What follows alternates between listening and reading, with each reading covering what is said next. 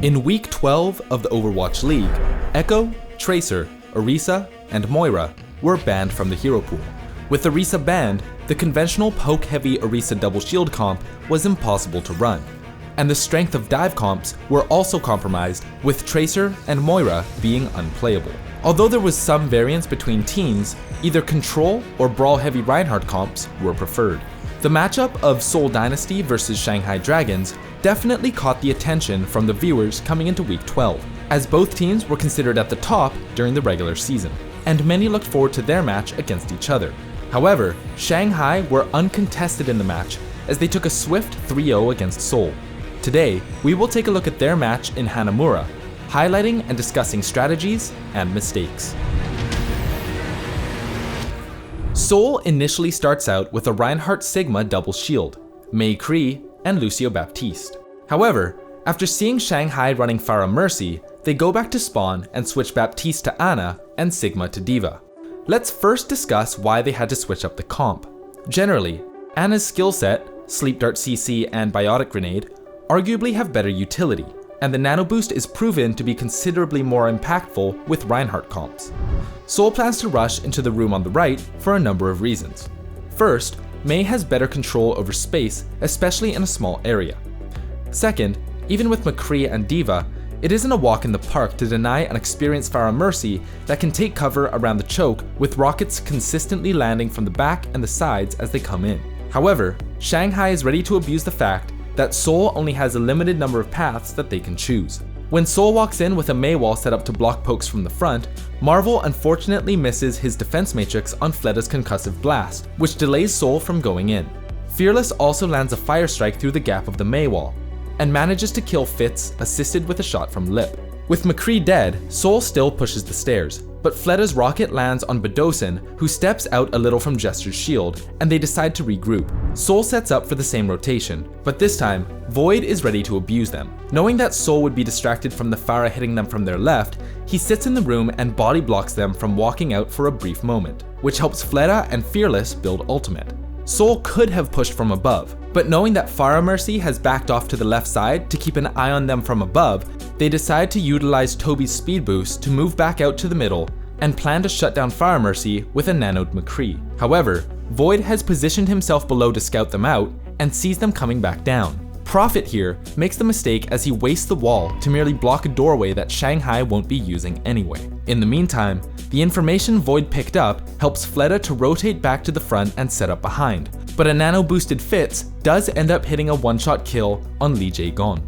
This could have been a successful fight for Seoul, but they failed to track that Fearless had Earth Shatter. Jester gets preoccupied with the Pharah above instead of taking space from mid, and the rest of the team just walks to their left, opening up a large opportunity for Fearless to land a juicy shatter, and the fight goes in favor of Shanghai, though they manage to kill Fleda eventually. In the next fight, Seoul tries to start it off with a Deadeye from Fitz. The initial Mei wall was good, as it blocked off Void's line of sight as Badosin's Bionade connected onto Fearless. Prophet quickly takes rotation from the right to freeze him and pick him off.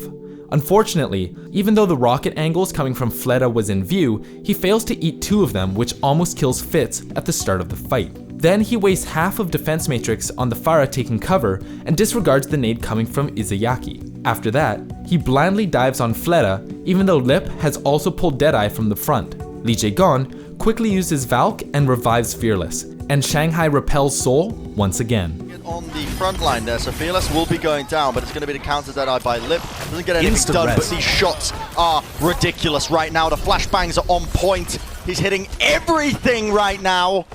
In the next fight, Izayaki sits in the left room and hits a 5-man nade. Fortunately, Toby's sound barrier is already used, and Fearless misses his shatter as Fitz takes out Pharah, and Seoul takes point A. Seoul then start their first attack on point B with a speed boosted Deadeye from the second floor to zone off the enemy team as they take the point.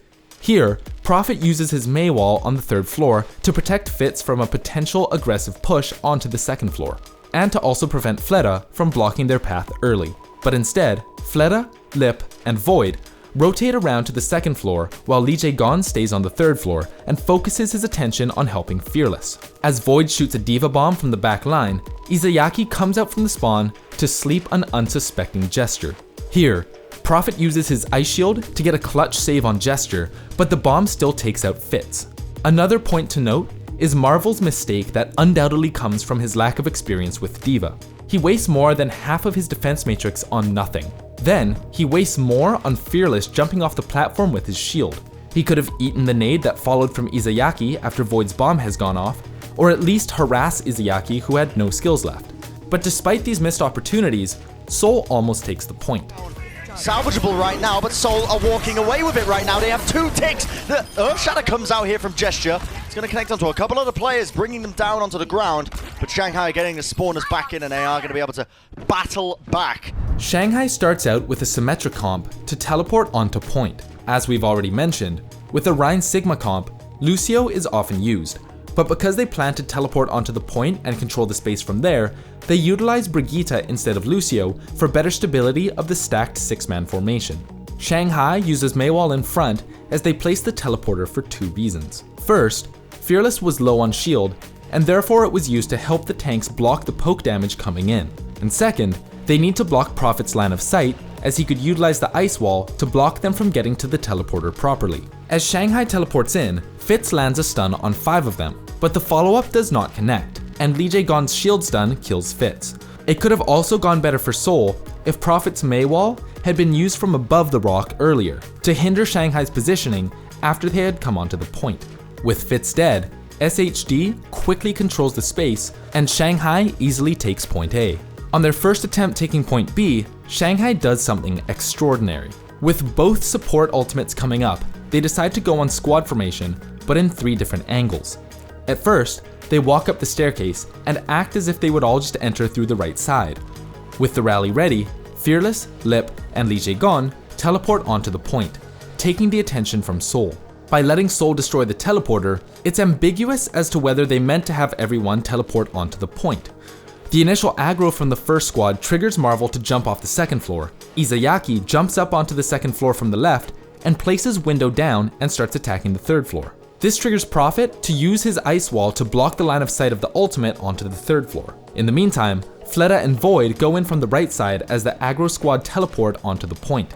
Fleta eyes Marvel to make sure that their flank is not scouted out early, and after reaching the 3rd floor, Void quickly lands rocks on Fitz for a kill from behind. Shanghai then drops onto the point and joins the aggro squad in cleaning up a confused Soul one by one. It is worth noting that the 1-3-2 attack formation of Shanghai actually has room to adapt in case things don't go as well as they had planned. In other words, each squad had the means to buy time or back off for an alternative plan B. The aggro squad had Brigitte's rally to buy more time, and they could still get a tick or 2 before deciding to teleport back out or die trying to fight even if the tempo of the flanks were compromised for whatever reason. Right flank squad also had the option to retreat using Ice Wall if caught off guard or scouted out early. And because Sigma does not make footstep sounds, it was an optimal flank duo for the top. On the left flank, Baptiste had the option to back out and join from the 1st floor main if 2nd floor wasn't cleared. Also, the moment he jumps onto the 2nd floor, the line of sight between the supports connect, allowing them to heal each other. Furthermore, he could also drop down and easily boost jump onto the point to join the aggro squad. Shanghai showed by far the best engagement strategy of Hanamura in OWL 2020. Soul clearly was not prepared for this, and Shanghai shut down Soul with Farah Mercy on Rialto as well, defeating Soul 3-0. It is clear that strategy in the OWL is evolving away from 6v6 stacked fights, which were much more common in the past. Now, it seems like we're moving towards increasing attack angles with well-timed flanks. Sensation brings about change, and what Shanghai did against Soul was indeed sensational. Games like these will continue to improve the level of OWL games. Thank you for watching, and comment below which game you'd like to see covered next.